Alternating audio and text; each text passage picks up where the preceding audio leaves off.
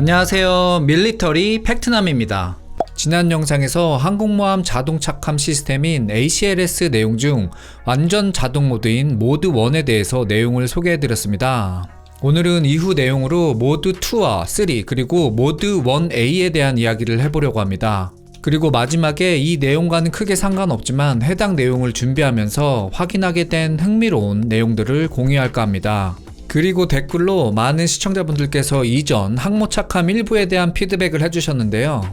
긴 시간을 할애하셔서 문제점과 이에 대한 솔루션을 제공해주신 감사한 시청자분도 계셨고, 특히 다 좋은데 재미가 없었어요 라는 댓글이 있었는데 가장 기억에 남습니다. 말씀해주신 내용들은 채널을 위한 마음이라고 생각하고, 이런 내용들을 하루아침에 개선하기는 힘들겠지만 조금씩 바꿔나가도록 노력하겠습니다. 내용 바로 확인해 보도록 하겠습니다. 기사의 출처는 동영상 설명란에 남겨두었으며, 기사의 내용의 자막은 주황색 바탕으로 표시가 되고, 중간중간에 개인 의견이나 보충 설명은 파란색 바탕으로 표시가 됩니다. 밀리터리 팩트남 멤버십 가입을 통해 영상 제작을 후원하실 수 있습니다. 모드 1이 완전 착함 모드라면 모드 2는 반자동 착함 모드라고 할 수 있습니다. 모드 2 접근 방식에서는 레이더로 확인된 기체의 비행 오류 데이터가 항모 접근 기체로 전송이 되고, 이 내용이 헤드업 디스플레이 또는 헤드다운 디스플레이에 표시가 됩니다.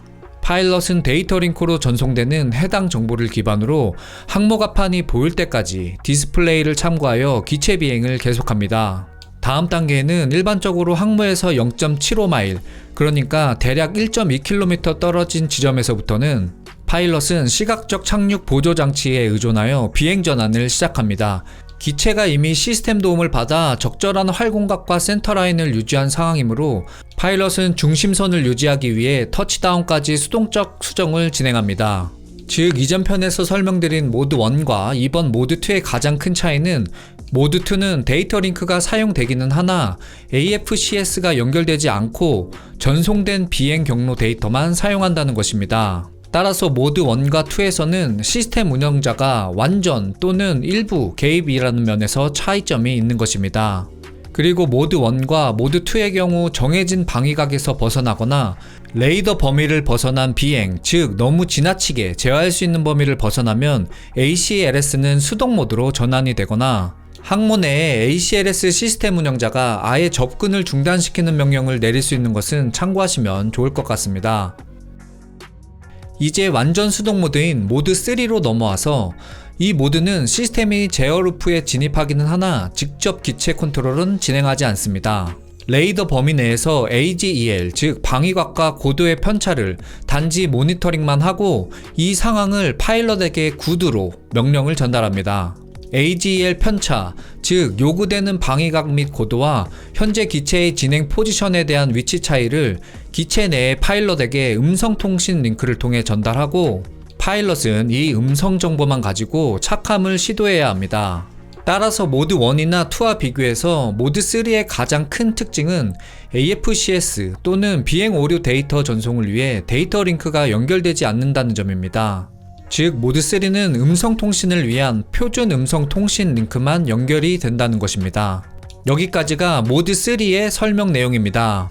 마지막은 모드 1A이며 모드 1과 모든 과정이 동일하나 단지 착함 전 0.5마일, 즉 0.8km 지점에서부터 파일럿이 수동으로 기체를 컨트롤해야 합니다. 지금부터는 개인 의견입니다. 모드 1A는 모드 1과 2 사이쯤인데 굳이 다시 구분을 지은 이유가 무엇일까 궁금증에 빠지게 되었고, 열심히 찾아봤으나 특별한 근거를 찾지는 못했습니다. 단지 인증자료에서는 모드 1A에서 테스트를 위한 기체를 EA6B와 S3를 추가로 특정하고 있다는 정도밖에 파악하지 못했습니다. 따라서 수동 모드 진입거리가 터치다운 직전인 것으로 미뤄볼 때 터치다운만 실행하기 위한, 즉 터치다운 훈련이나 테스트를 위한 모드가 아닐까 생각해봅니다. 지나가시던 항공 밀덕분이나 관련자가 우연하게 보시게 되면 댓글로 좀 알려주시고 가세요. 그리고 지금부터는 인증자료 스터디 중에 찾았던 이런저런 내용들입니다. 1부에서 ACLS 최초 성공 케이스가 엔티탐 항모에서 F3D 스카이나이트라고 자막을 통해 설명드렸었는데요. 실제 인증 완료 기준으로는 키티호크 항모가 1977년에 그루먼사의 인트루더를 통해 가장 빨리 인증을 받은 것으로 확인이 됩니다. 그리고 재밌는 파일럿들의 터치다운 통계 자료가 있었는데요.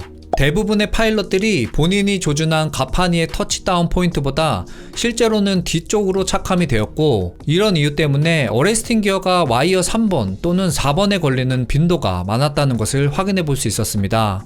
이는 아무래도 램프 스트라이크에 대한 두려움 때문에 머리는 앞쪽으로 조준을 했지만 손이 뒤쪽으로 민 것이 아닐까 상상해 봅니다.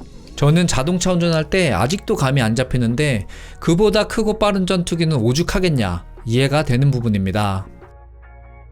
여기까지 ACLS에 관련된 내용이었습니다. 많은 분들이 도와주셨지만 솔직히 일부 영상이 제가 준비한 만큼 조회수는 나오지 않았습니다. 물론 제가 영상을 재밌게 만들지 못하는 이유도 있겠으나 이런 주제는 매우 한정된 분야라는 이유 때문이기도 한 것 같습니다. 그럼에도 2부를 준비해서 완료한 이유는 일부 고정 시청자분들께서 댓글로 응원해주신 이유 때문입니다. 아쉽지만 이런 딥다이브 내용들은 조금 채널 체급이 커지고 다양한 구독자층이 형성되었을 때 다시 시도해 보려고 합니다. 제가 준비한 영상은 여기까지이며 도움이 되셨다면 구독과 좋아요 부탁드립니다. 지금까지 밀리터리 팩트남이었습니다. 즐거운 주말 시간 보내세요.